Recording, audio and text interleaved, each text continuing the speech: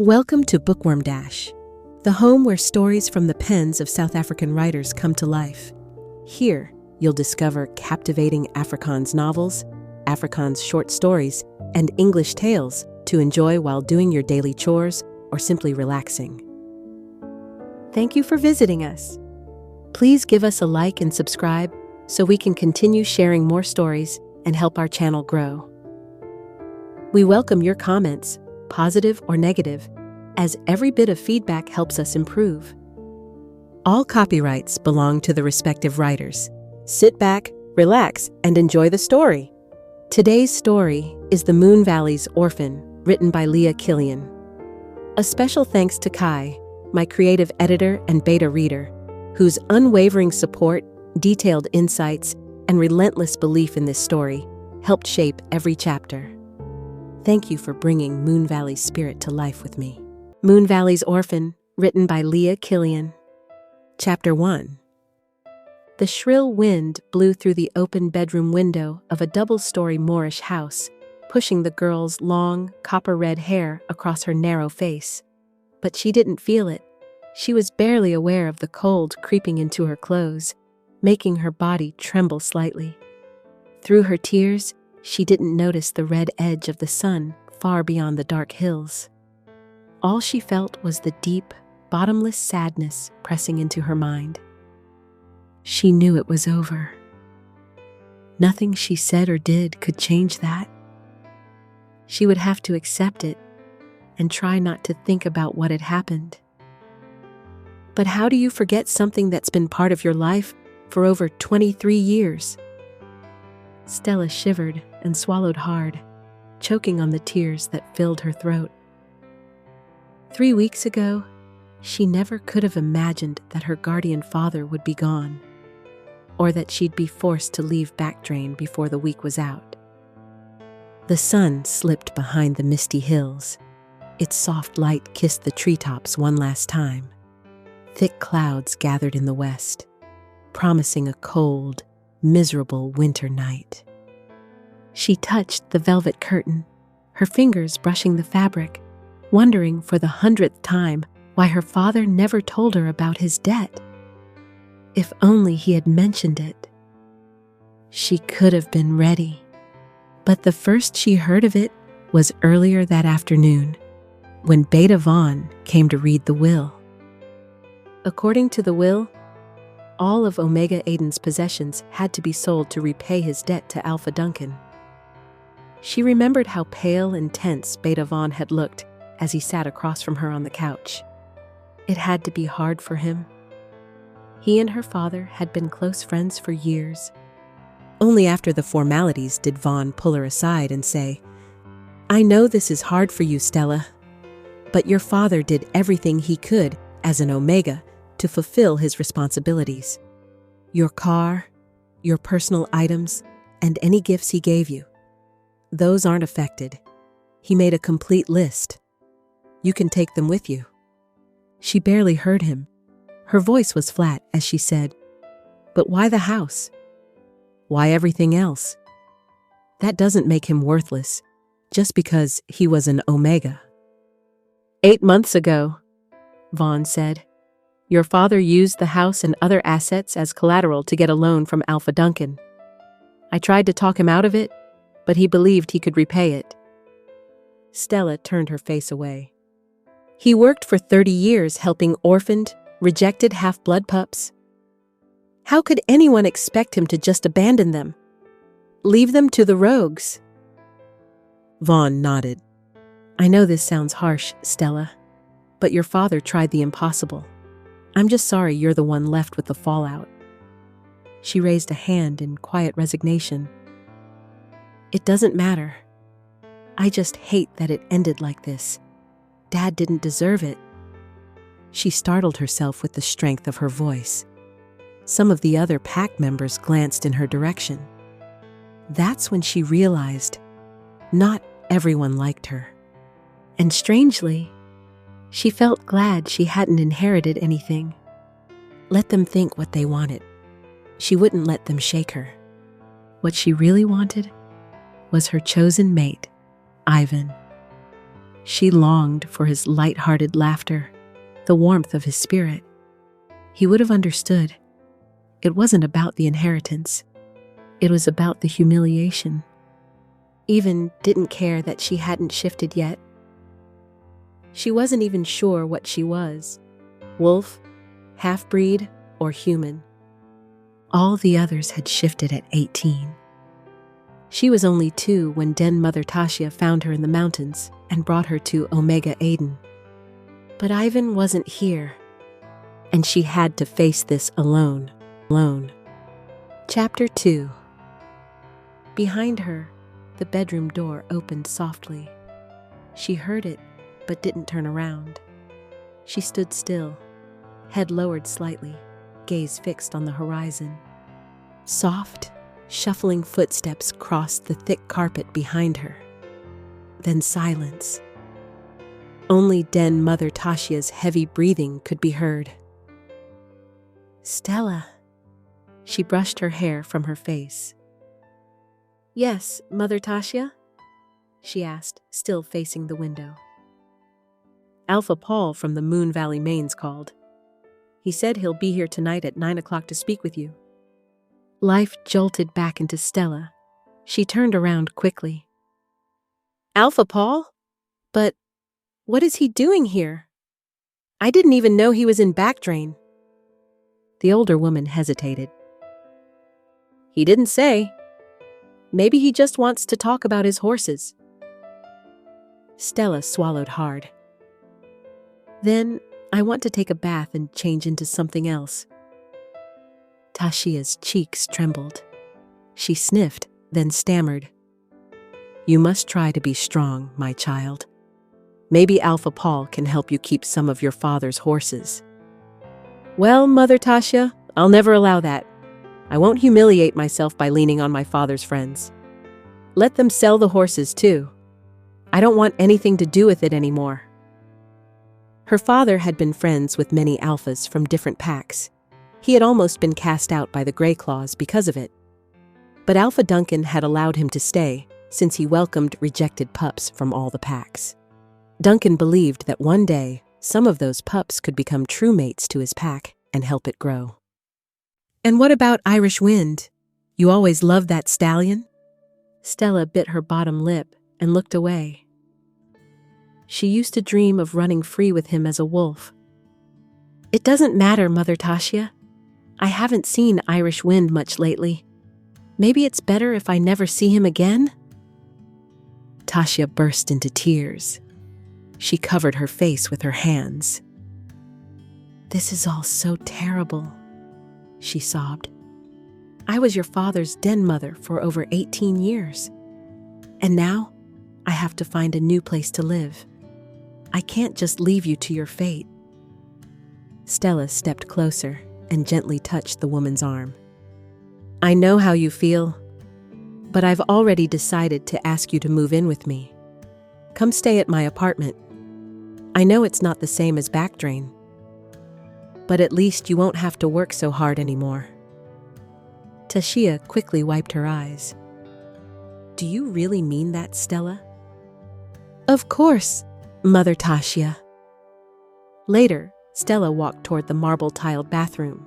She wasn't sure why, but every time she had to deal with Alpha Paul, she felt tense and uncertain. He had never given her a reason to feel that way. In nearly 2 years, he had only come to talk about horses and pups with her father. He probably had no idea that she'd secretly loved him, and maybe that was for the best. After meeting Ivan, she realized that what she felt for Alpha Paul was probably nothing more than infatuation. He enchanted her with his strength, his good looks, and her own unreachable fantasies. She liked watching him from a distance, listening to his deep, calm voice.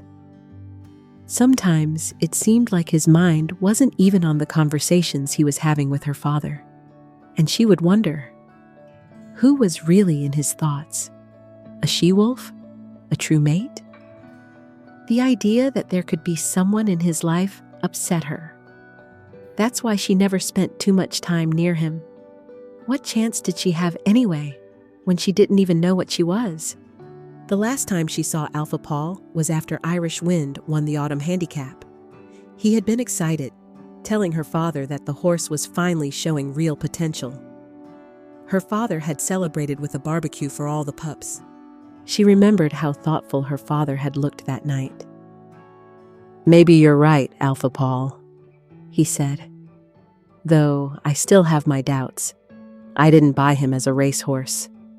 I bought him for breeding and for the pups to ride. He's so small. I wouldn't be surprised if he doesn't hold up on these tough grass tracks. Maybe I made a bad investment." He had paused, looked at her, and added with a smirk, "I probably wouldn't have bought Irish Wind at all if my daughter hadn't been raving about him." She had blushed, then said with a playful shake of her head, "Well, if Irish Wind wins the Grand National one day, Dad will take it all back and admit my judgment isn't as poor as he thinks." But now, her father was gone. She would never get the chance to prove him wrong. She didn't even have a say over the pups anymore. Alpha Duncan had come to claim them. Irish Wind would be sold on Friday. And Stella knew, deep down, she would never see that horse again.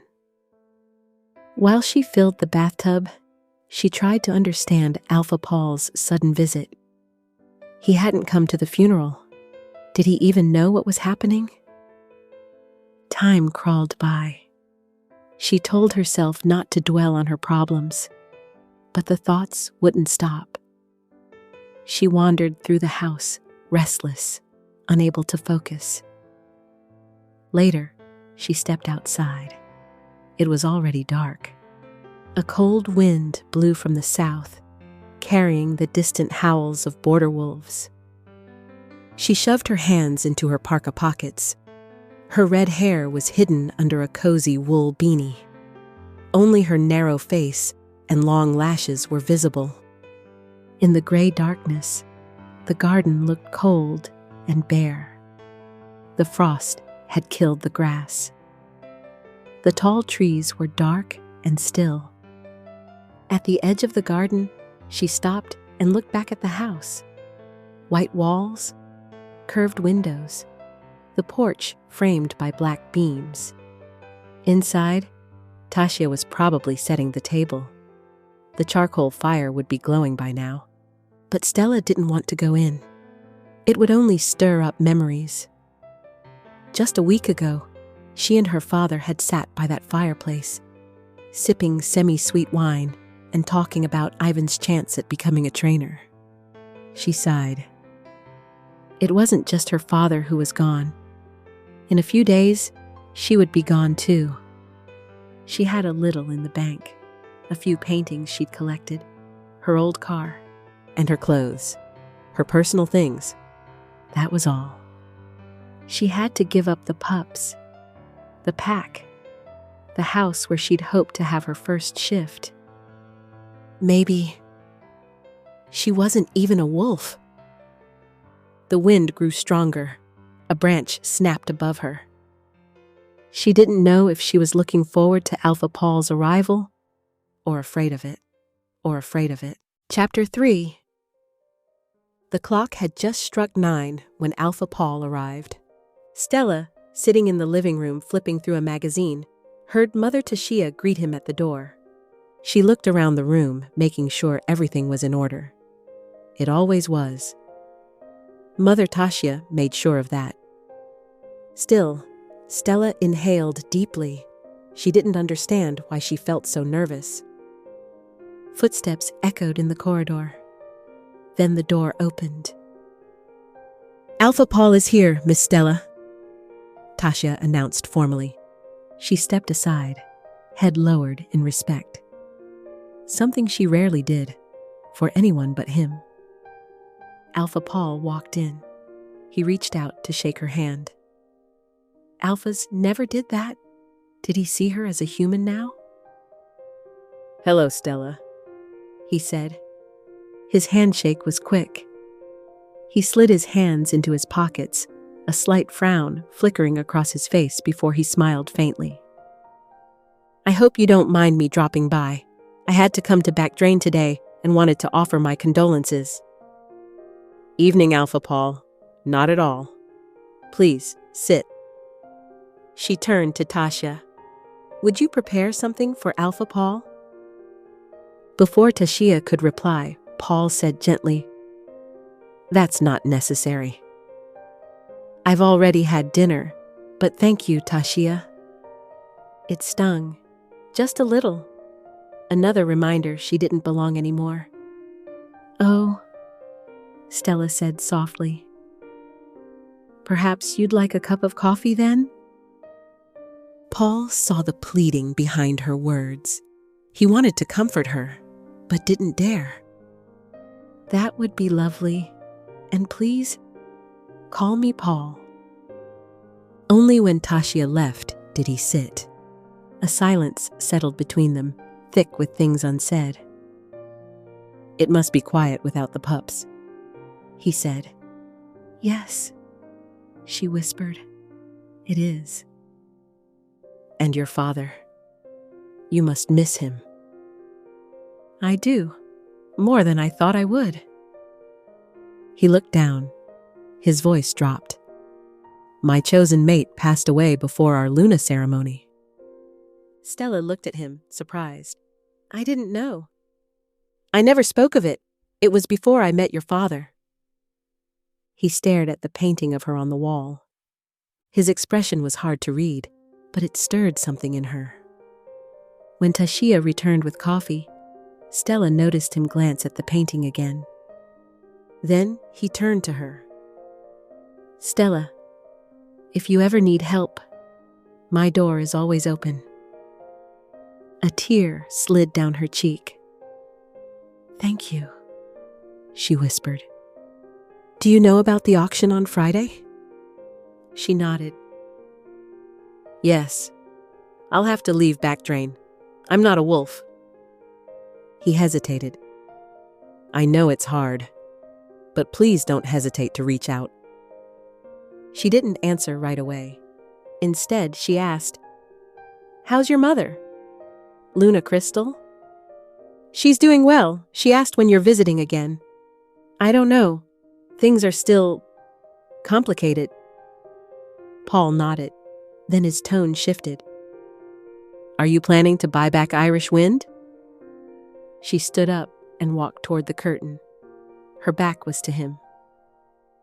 "I'm thinking about it, but now that Dad's gone, I'm not sure I care about racing anymore." He blinked. "You don't care about Irish Wind?" She didn't turn. It'll just bring back too many memories." He looked disappointed. "I thought maybe you'd enter him in Newmarket?" Stella's heart pounded. She sat down slowly. "Why don't you buy him?" Paul stood up. "I have to go. It's late." When he took her hand, he held it for just a moment longer than he should have. "If you change your mind about the horse, let me know." "Thank you." "Goodbye, Stella." "Goodbye, Alpha." She stood still, watching the door long after it closed. Chapter 4. Stella lay awake for hours, staring at the ceiling. The night felt endless. Everything would have been different if she had been a wolf. And if Ivan had been there, maybe she wouldn't have felt so alone. But after that call, she knew she might never see him again. Tears burned behind her eyes. Her heart beat loud in her ears. He hadn't been there for her, not through any of it. But she didn't blame him. He was a warrior. He had his duty. She got up quietly and went to the kitchen. Tasha gasped softly. "My goodness, child. You look even more tired than last night." Stella gave a faint smile and poured coffee. "Mother, how do I find out where I really come from?" Tasha frowned. "I told you, pup. I found you in the mountains." "No, Mother. I mean, who were my real parents?" She sat down, her eyes low. Tashia leaned closer, her voice gentle. "Stella, is this because you don't know if you're human or wolf?" Stella's face tightened. One tear rolled down her cheek. "No, Mother. I don't want to be part of the Grey Claws anymore." Her thoughts drifted to Ivan's call. She had been so happy to hear his voice, but as soon as he learned she hadn't inherited anything, he changed. "You're human, Stella, and if you have nothing, then I have no reason to take you as my mate." He hung up before she could respond. She hadn't even cried then. Now, she couldn't stop. Tashia growled. It was deep. Pure wolf. Stella flinched. She had never heard that side of her before. Tashia's canines were visible. But when she saw Stella's face, she pulled herself together. "I'm so sorry, pup," she whispered. "That Ivan had better stay away from me." Tashia wrapped her arms around her. It was the only place Stella felt safe anymore. "Stella," Tasha said softly, "there's something I need to tell you. I was so glad when you invited me to stay with you, because I'm not Grey Claws either." Stella blinked. "What?" "My original pack was wiped out by rogues. I was traveling through the mountains when I found you." Stella stared at her, stunned. "I'm so sorry, Mother. Why didn't you ever tell me?" "You and your father became my new pack. It wasn't important anymore." Tashia smiled and turned to make breakfast. "Are you going to see Delta Marius? Maybe he'll help you keep the house and the horses?" "I don't know," Stella sighed.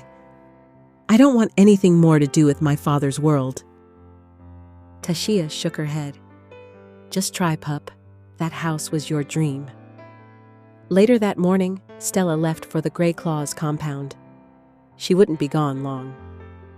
The moving truck only came at 2. At the gate, the guards didn't want to let her in. Humans weren't allowed. She begged them. Finally, someone linked Delta Marius through the mind connection. He approved her visit, but the guards made their disgust clear. She entered the main building. It was cold, dark. Delta Marius sat behind a desk. Tall, too smug, his eyes too small. As she explained everything, he barely listened. He growled softly every few seconds. She stopped talking. There was no point. He leaned back and said flatly, "Your father failed. Alpha Duncan is collecting the debt. That's final." She clenched her jaw. "Yes, Delta." He tilted his head. "What are you offering in return?" She hesitated. "I just hope to keep the house, and maybe Irish Wind." He smirked. "And what would you offer for that?" He leaned forward. "Are you offering yourself?" Stella went cold. His meaning was clear. She stood up, shaking, burning with humiliation. And she left. His laughter followed her all the way to the parking lot. That evening, Stella and Tasha ate quietly in the small apartment.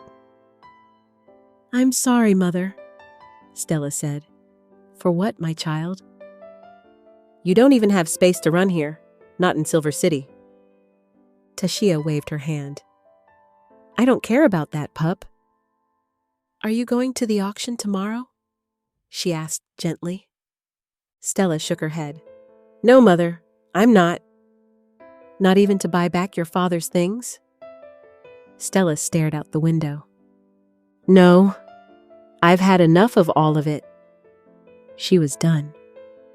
Done trying, done hoping, and done pretending she belonged. Done pretending she belonged. Chapter 5. Paul stood at Stella's door, hand half raised to knock. Arthur growled inside his head, urging him to stop wasting time. They'd argued for days. Paul had run out of excuses. He used to visit Omega Aiden to talk horses. But the truth? He just wanted to see her. Now that Aiden was gone, there were no more excuses. Arthur had a solution, one Paul wasn't ready to accept. According to him, Stella was his mate. Paul couldn't deny the attraction, but she was human. He was alpha. His pack would never accept her. Daphne was the safer choice, a perfect Luna on paper. But Stella? She haunted him. He knocked. She opened the door and froze when their eyes met. He shoved his hands in his pockets, hiding how hard it was not to reach for her. "Hello, Stella. I was hoping to find you home." She blinked. "Alpha Paul, come in, please." He stepped inside. "It's just Paul," he added softly. "I've been trying to reach you since yesterday. Vaughn finally helped me find your address." Her heart skipped. She hadn't expected him, especially not here. Not now. "I hope I'm not intruding," he said, suddenly unsure of himself. She shook her head. "Not at all." He sat on the couch. She hesitated. Boxes were everywhere. Why was she nervous to sit next to him? They'd barely spent time alone before. And now, she was suddenly aware of everything about him. She grabbed a pillow and sat beside him, placing it on her lap like a shield. Just then, Tasha walked in. "Stella, who was at the... Oh, Alpha!" She bowed deeply. Paul stood and nodded. "Mother Tasha, I was just checking how you're doing." She blinked, unsure. "I'm coping. Thank you, Alpha." "Would you like coffee?" she asked quickly. "Yes, thank you." Tasha disappeared. Paul sat again. As his arm brushed hers, something exploded inside him. Arthur howled. "Mate, now, take her!" Paul gritted his teeth. Stella flinched slightly. She felt it too. She tried to distract herself. "You must have been at the auction?" "I was." He paused, then said it. "I bought Irish Wind. For you." She stared at him, stunned. "For me? Why would you do that?" "I know what he means to you. I want you to train him. For me." She bit her lip. "I can't repay you." "I didn't ask for repayment." Tasha re-entered with coffee and noticed the tear on Stella's cheek. She said nothing. After Tasha left, Stella stood and fetched her phone. He couldn't take his eyes off her. She felt it. It made her nervous, excited. Too much, too fast. "I'll let you know," she said softly. "Give me time." Paul nodded. "Of course." Then her voice lowered. "Do you know who bought the rest of my father's things?" He hesitated. "Delta Marius." She went pale. Paul sat up straighter. "Stella? What's wrong?" She wrung her hands. Then she told him everything. The disgusting words, the mockery, the offer. Paul's body tensed. He stood. "I'll kill him." Stella gasped. Tasha stormed into the room, sensing danger. She stepped in front of Stella and bared her canines. Paul froze. His fists clenched. But he didn't fight. He turned and walked out. The door slammed. Arthur screamed inside. "We failed! We failed!" Chapter 6. It was just after 3 a.m. when Tashia quietly stepped into Stella's room and stood beside her bed.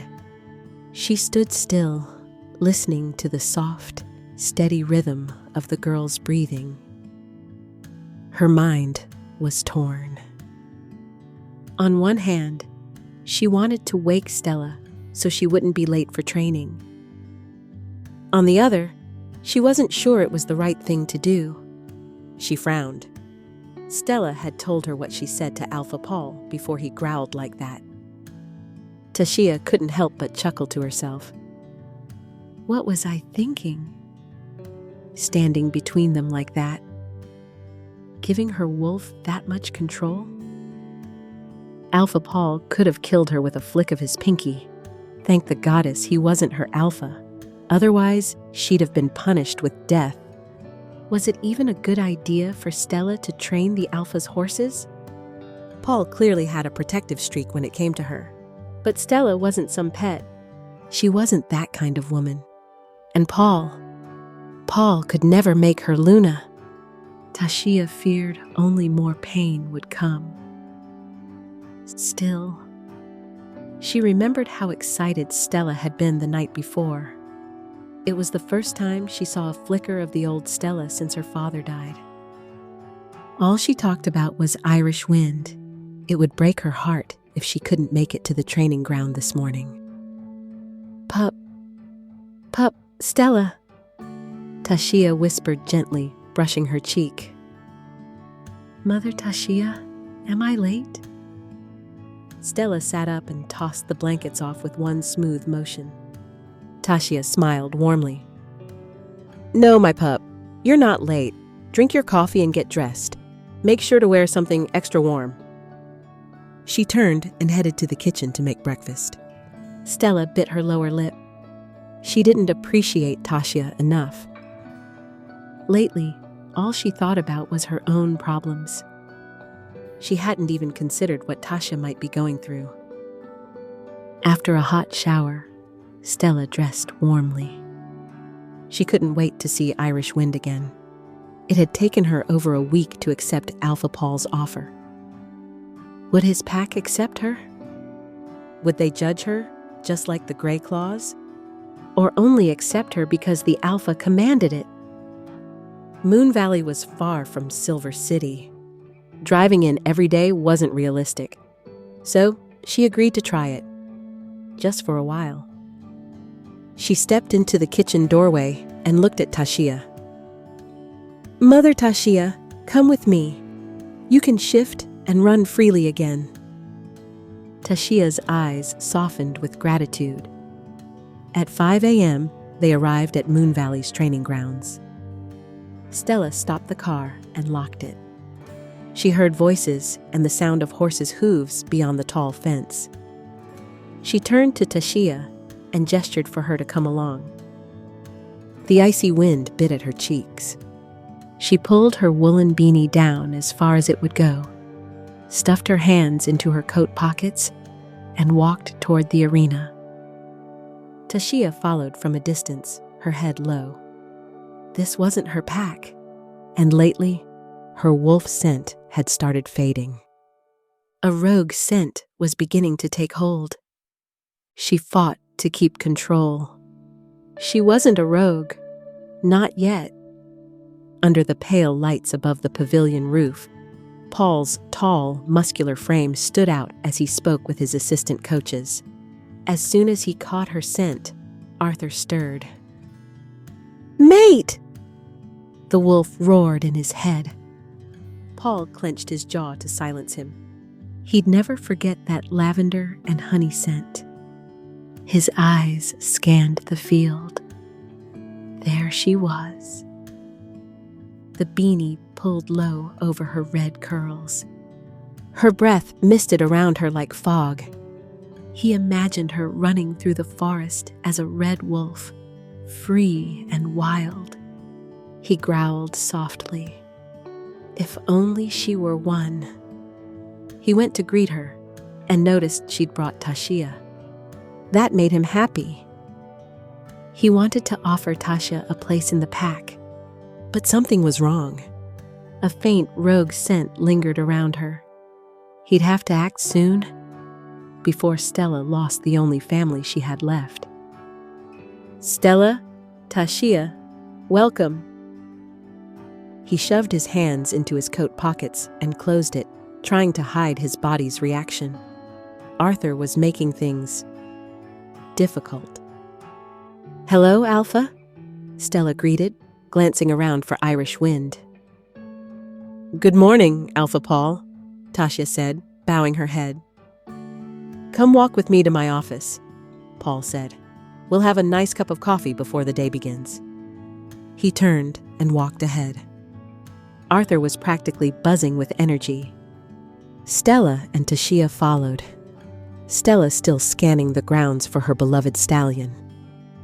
Tashia stopped at the doorway, unsure if she should follow. "Tashia!" Paul called. She stepped in with her head low.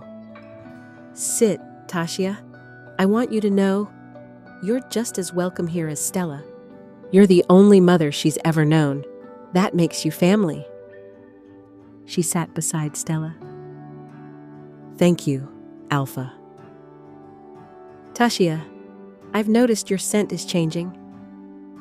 Paul leaned forward, his voice calm. "If Stella approves, I'd like to ask you something." Tashia glanced at Stella. "We've decided to build a sanctuary here, like the one Omega Aiden had. We need a den mother, someone with experience, for the rejected pups." Tashia's eyes widened. She and Stella exchanged surprised glances, and both started to smile. Paul shifted in his chair, trying to stay composed. Her smile, those red cheeks, that light in her eyes, it was driving him insane. But Tashia's smile faded. Stella frowned. Tashia lowered her head, her voice full of pain. "Thank you for the honor, Alpha, but I can't accept." Paul leaned forward. "Tashia, look at me." She slowly raised her head, compelled by the Alpha's tone. "You won't be able to hold out much longer, and if you don't accept, Stella will be alone, and she'll be in danger. And no, I'm not angry about that night. You protected her. That told me everything I needed to know."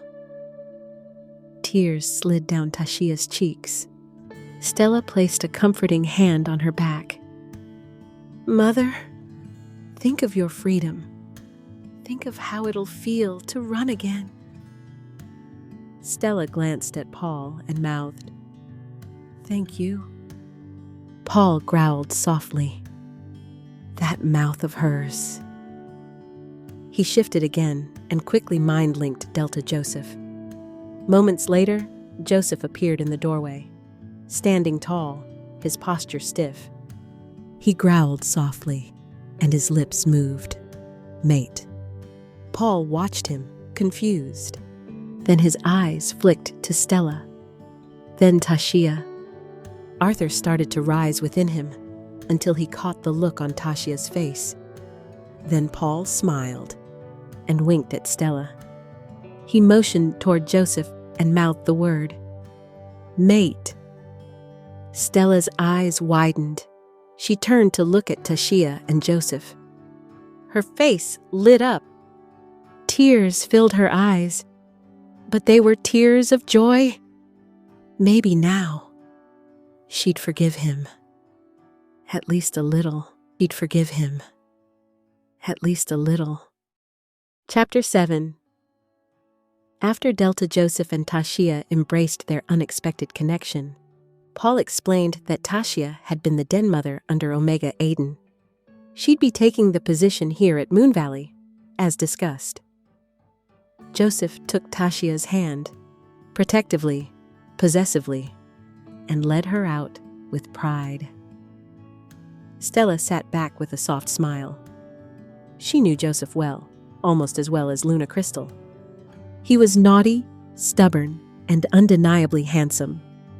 The kind of man who always said he'd wait for the goddess to send his true mate. And now, she had. The goddess was clearly on Tashia's side. "Goddess, why can't Stella be my true mate?" "She is our mate," Arthur growled in his head. Paul swallowed hard and looked at her. She was so beautiful. He wanted to touch her, to breathe her scent deep into his lungs. He shifted lower under the desk. Damn it, he was rock hard.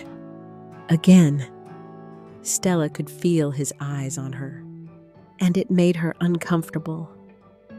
Why was he looking at her like that? She'd known him for years. He'd never once shown the slightest interest in her. "Stella?" Their eyes met. Don't you want to move into the pack house? It'd be easier than driving back and forth every day." He held his breath. "Please, goddess, let her say yes." She looked down at her hands. Maybe she should. She'd still be able to see Mother Tasha. And Luna Crystal was a wonderful person.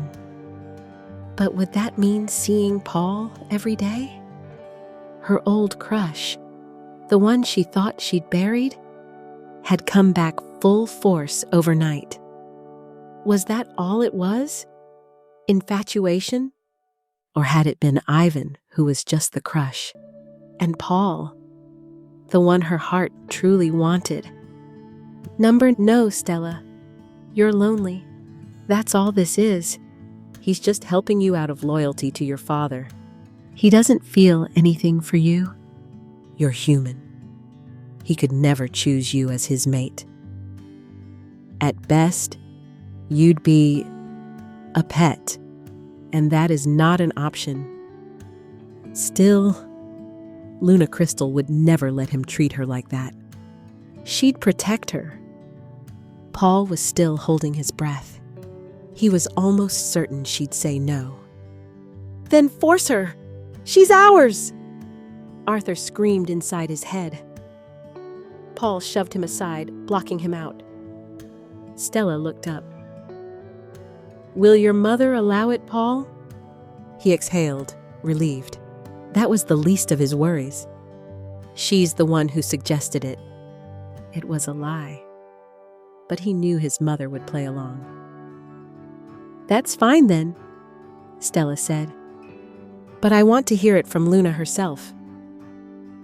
"And what about your pack? How will they feel about a human joining Moonvalley mains?" Paul's voice deepened. "My pack will do what I tell them. And if you have any issues, you come straight to me." "Thank you, goddess." "Can I see Irish Wind now, please?" she asked. "Sure, he's out on the track right now." Paul smiled, but he knew this was going to be torture. How was he supposed to smell her, see her, every single day, and not lose his mind? The jockey brought Irish Wind to a stop beside them. He hopped out of the saddle with ease, grinning when he saw Stella. "Alpha," he said respectfully with a slight bow. Then he turned to Stella. "Stella, it's so good to see you. I was hoping you'd stop by." He stepped forward to give her a hug, but froze when he heard Paul growl. He backed off immediately. Paul clenched his jaw. Let him try to touch her again. "I'll kill him." "Dean," Paul said calmly, though his wolf raged inside. He mind-linked the jockey. "Stella is the new head trainer of the pack's horses. She's moving into the pack house. You'll protect her with your life. And if anyone even looks at her the wrong way, you tell me, immediately." "Yes, Alpha," Dean replied, frowning slightly, but not daring to question his command. Stella cleared her throat. She hated when they mind-linked in front of her. She never knew what was said or who they were speaking to. It always made her feel like an outsider, like she didn't belong, because she wasn't a wolf. She gently stroked Irish Wind's neck. The stallion laid his head on her shoulder. She wrapped her arms around him. "I missed you too," she whispered into his ear. She slipped a sugar cube from her pocket and held it to his mouth discreetly, hiding it from Paul's view. Then she kissed him between the eyes. Paul watched her. He groaned softly. Arthur roared inside him. "Why can't she love me like that?"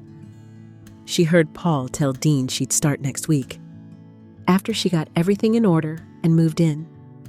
She thought Paul hadn't seen her slip Irish Wind a treat, but he just smiled to himself. "That's my Stella." "Bring Jupiter out for his exercise," Dean called toward the stables. He handed Irish Wind to a stable boy. Stella wished she could cool him down herself, brush him like she used to. But she knew Paul was in a hurry to show her the pack house. As they walked toward the cars, Stella pointed at a tall black stallion. "Whose horse is that?" she asked Paul. "You mean Jupiter? He belongs to Daphne, Beta Charlie's daughter. She brought him here recently for training." "It's a beautiful horse," Stella said. But something inside her twisted. Jealousy? She didn't even know what Daphne looked like, or how old she was. She hadn't spent much time with Beta Charlie. "Stella, stop. He's not yours. And seriously, are you really this stupid?" They got into their cars. Paul drove ahead. Stella followed behind. Soon, the pack house would be her new home. The pack house would be her new home. Chapter 8. The pack house wasn't far from the racetrack. Stella and Paul had barely stepped out of the car when the front door opened. "Stella, come here, my pup. I've missed you so much." Luna Crystal wrapped her arms around her. The woman was radiant, warm, and timeless. Stella didn't even want to know how old Luna truly was. It just made her feel more alone. If things had worked out with Ivan, he would have stayed young, a wolf.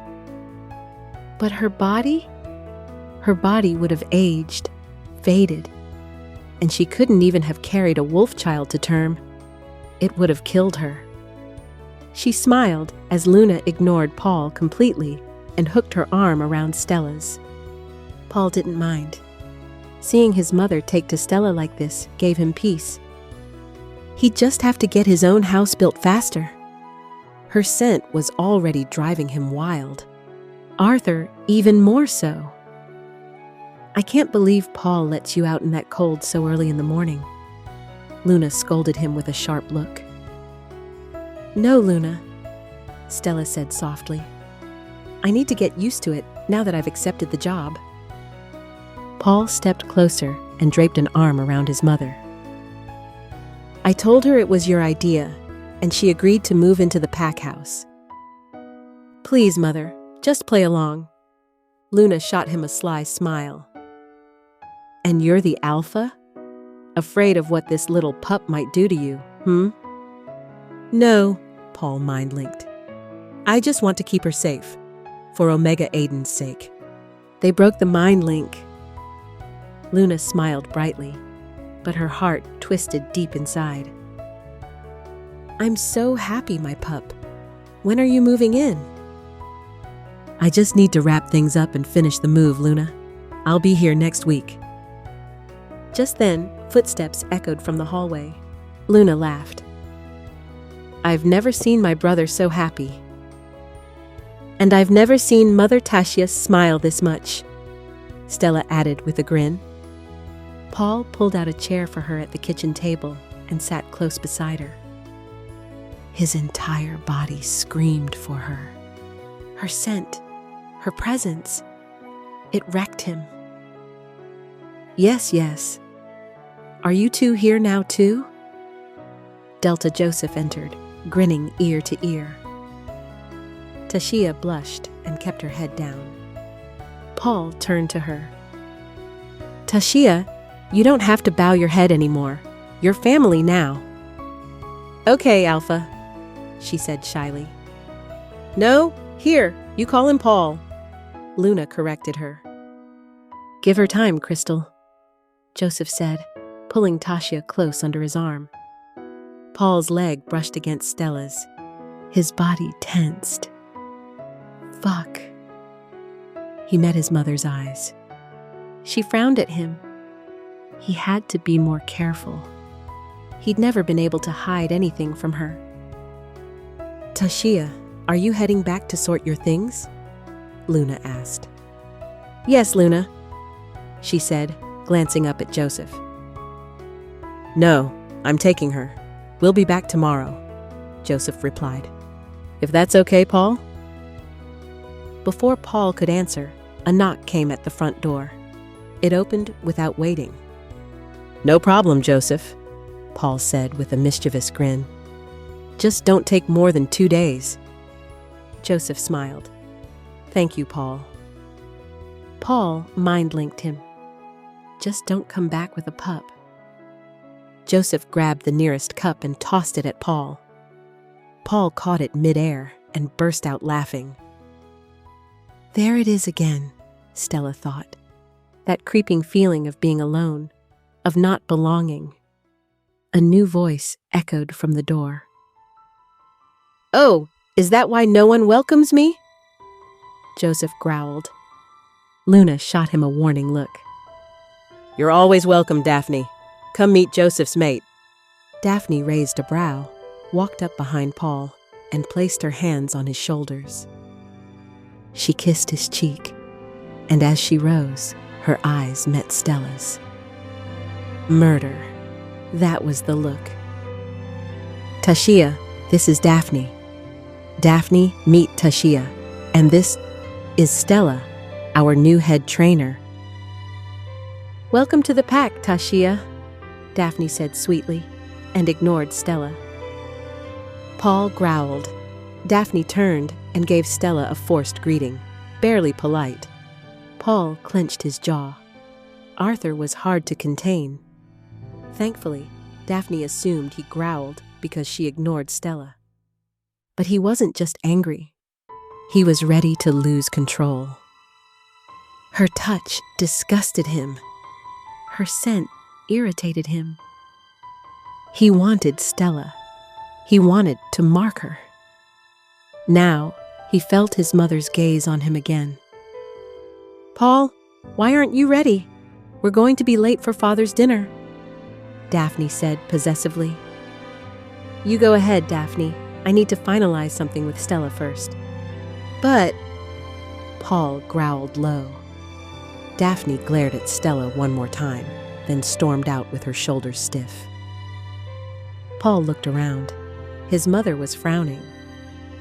Joseph and Tashia, grinning like kids.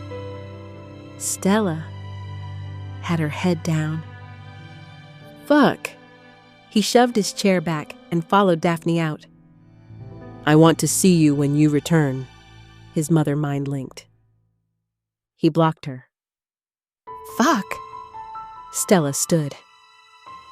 If Paul needs anything urgent, he can call me. I need to go too. She turned to Tashia. Are you leaving with Delta Joseph? Tashia smiled brightly. If you don't mind, pup? Not at all, Mother. Everyone walked outside to say goodbye. On her way back to Silver City, doubt settled deep in Stella's chest. Was this the right decision? If she already felt this lonely? How much worse would it be at Moonvalley? And Daphne? That woman hated her on sight. Surely others in the pack would too. What was really going on between Paul and Daphne? A sharp pain stabbed her heart. She had to leave this behind. She'd call Luna tomorrow, tell her she changed her mind. She'd say she found another job in Silver City. Say it's for the best. A sob escaped her lips. For the first time since her father's death, Stella cried, and she couldn't stop. Soon, the pack house would be her new home. The pack house would be her new home. Chapter 9.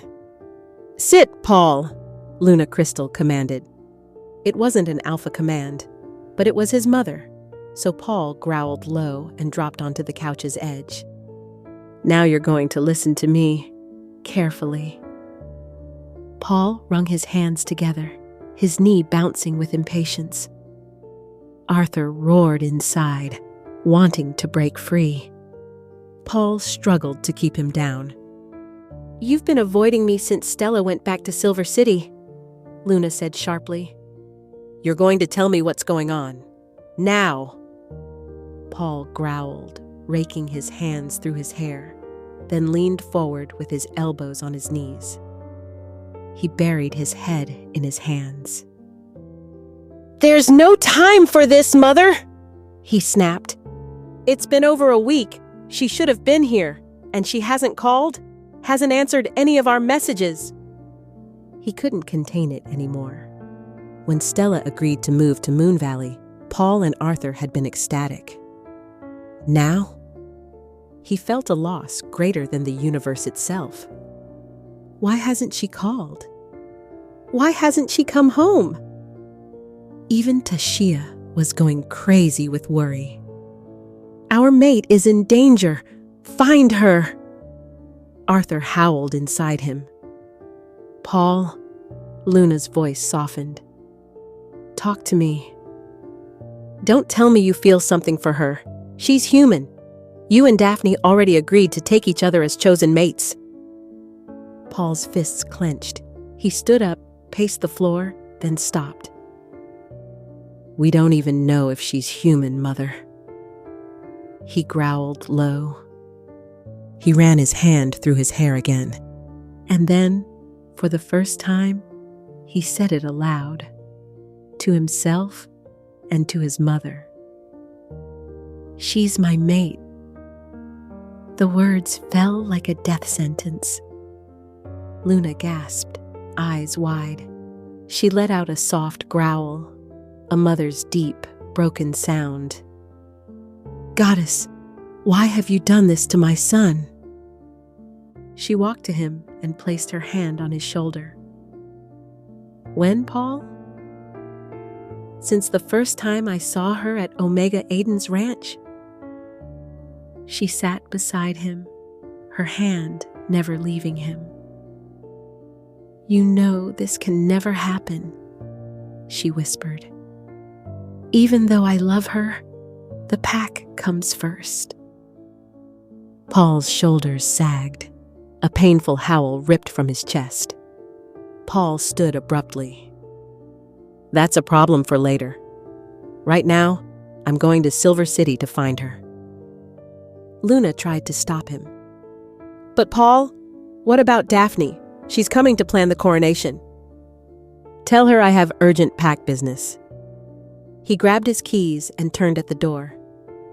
And Mother, please try to delay the coronation. Before she could reply, he was gone. Paul! She called after him. He didn't stop. I have to tell you something! She shouted. Paul finally paused, turned slowly. He growled low, dangerous. She called a week ago, Luna said softly. She said she was leaving, starting a new life, away from everyone and everything. Paul stalked toward her so fast, it looked like he would attack. Arthur boiled inside him, furious. His canines began to emerge. You're lying, Luna, he growled. She lowered her head, shaking it, heartbroken. I don't believe you, he snapped. I'm going to check myself. Luna collapsed onto the couch. Tears stung her eyes. Why didn't I tell him sooner? Why didn't I see what Stella really meant to him? She sat staring out the window for a long time. Finally, she stood to get her coat, but there was a knock at the door. Before she could move, it opened. Daphne. Fuck. Luna forced a brittle smile. Meanwhile, in Silver City, Stella heard a key turn in the door. Tears ran down her cheeks. Why, Ivan? She whispered. He laughed, cruel, sadistic. You thought it would be that easy, sweetheart? Pay off Daddy's debt and walk away? 2 days after she returned, Ivan knocked on her door. At first, she hoped for the old thrill, that surge of happiness, but it never came. Only dread. It was Ivan standing there, but it wasn't him. His eyes, cold, his smile, cruel. Her stomach twisted with nausea. Ivan shoved past her, slammed the door, and locked it. The key disappeared into his pocket. Stay calm, Stella. Don't let him see your fear. She forced a smile. Coffee, Ivan? She asked lightly. No, sweetheart. Pack a bag. We're going on a road trip. She swallowed. Sounds nice. Where to? She asked, faking cheer. He laughed, that dark, awful laugh. Somewhere you'll hate. Her mind raced. If only she were a wolf, she could fight. But she wasn't. Desperate, she grabbed a bag and slipped into the bathroom. Where do you think you're going? He shouted. I need to pee. I'll be quick.